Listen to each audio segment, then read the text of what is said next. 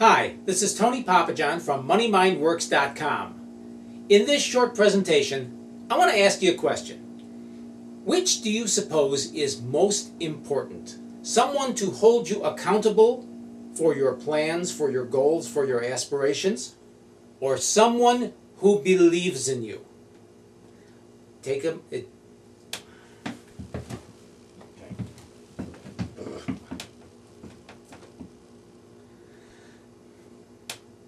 Hi, this is Tony Papajohn from MoneyMindWorks.com. So let me ask you a question.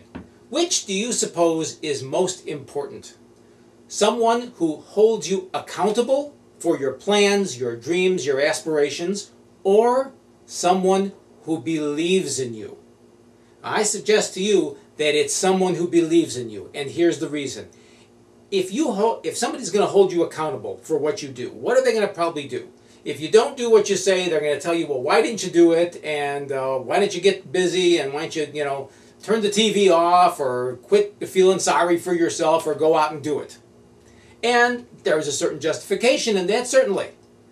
However, in great likelihood, whatever's going on in your head and what's going on in your heart that stopped you from doing, say, what you were going to do in the past week, that short-circuited your great plans and all the things that you might have done, whatever's going on in your head and in your heart, likely, unless it is addressed, will continue going on in your head and in your heart. And so the next week probably is not going to be all that much different than the previous week, and so on. And if it is, and this is a very important point, you may not know why it's any different. In other words, you may not know why, well, this week I did what my accountability person was holding me to, and the last week I didn't. You may not really understand what you did in your head and what you did in your heart to make one week very successful and the other week not so successful. I suggest that a person who believes in you will go a lot further in helping you achieve all that you want to achieve and make all the money that you want to make. This person would be far more valuable than someone who would, in quotes, hold your feet to the fire. Because this is a person that will not really listen to your story. Well, I couldn't do it because of this and that and the other thing. And this person would likely say, well, yeah, okay, fine, but I still believe in you. I still believe you can do great and good things. I see you as a success. I see you overcoming whatever it is. I believe in you. Yeah, you might say, but I've had all these things and it's been a week from hell and it's been like this, and then you'll tell your story again. And what will this person likely say? If this person is the person that truly and really and completely believes in you, what are they going to say? What is he or she going to say? Yeah, but I believe in you. I believe in you. And to the extent that this person really does believe in you, and sort of ignores your story, can you see that eventually you'll get tired of saying your story?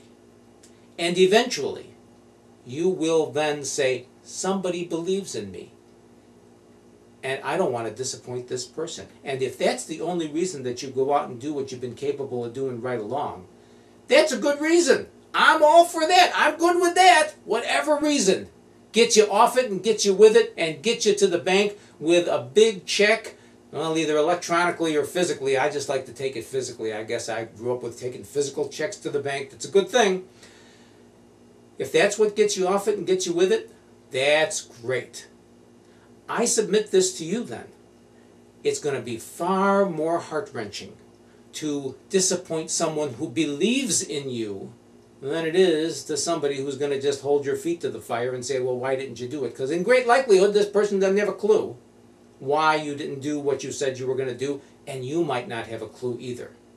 And this much is true also, that unless you really have a turn of mind that you're curious about human nature, you may not really understand the dynamics of why this person who believes in you somehow pulls things out of you that you didn't know was there and empowers you to do great and good things that you could have done all along. You may not know that.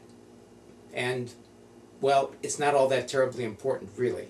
As long as that person continues to believe in you, and whatever processes go on unconsciously, you still translate into success and money, that's a good thing. So I would suggest this to you.